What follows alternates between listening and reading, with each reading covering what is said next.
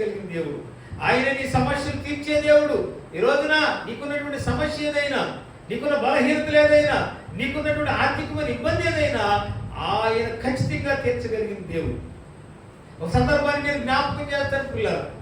ఒక సందర్భంలో అప్పుల పాలైపోయి ఆర్థిక ఇబ్బందులతో నలిగిపోతున్నటువంటి నా జీవితంలో ఏమండి, ఎంతో మంది వడ్డీ వ్యాపారులు మా ఇంటికి వచ్చి రకరకాలుగా మమ్మల్ని ఇబ్బందులు పెడుతున్నటువంటి ఆ సమయంలో పిల్లరా, మరి నేను నా భార్య కలిసి ప్రార్థన చేసినప్పుడు దేవుడు ఆ యొక్క సమస్యల నుంచి విడిపించుకోవడానికి ఆయన నాకు సహాయం చేశాడు. పిల్లరా, నా అప్పులు తీర్చడానికి నాకు ఒక ఆలోచన అనుగ్రహించాడు.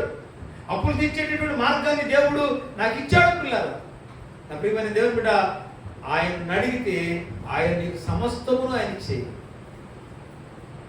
ఆయన సమస్తమును చేయగలడు.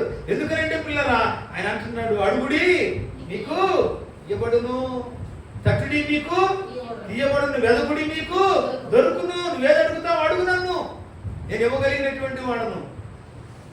ఏమి కావాలని నన్ను అడుగు, నేను నీకు ఇస్తాను. ఎందుకంటే నీవు నా ప్రియమైన కుమారుడు, నా ప్రియమైన. ఈరోజు పిల్లలు మనకు అడగటం చేత కావట్లేదా? మన కుటుంబం గురించి మనం అడగటం చేత కావట్లేదా? మన బిడ్డల గురించి మనం అడగటం చేత కావట్లేదా? లేకపోతే మనకున్నటువంటి సమస్యలను ఆయన దగ్గరకు తీసుకురావటం లేక మనం ఎనబడిపోతున్నామా? మనం ఆలోచన చేయాలి పిల్లలు. కనుక పిల్లరా, ఆయన అంటున్నాడు, నేను మీకు స్థలము సిద్ధపరచ వెళుచున్నాను. నేను సిద్ధపరచ వెళుచున్నానండి. ఆయన నీకు పరలోకములో స్థలము సిద్ధపరచ వెళుచున్నాడు. కనుక పిల్లరా, నీవు ఎక్కడ ఉండాలని కోరుకుంటున్నావు? నీ జీవిత గమ్యం ఏమిటి? ఎవడి నీ మారు మనసు ఏమైపోయింది?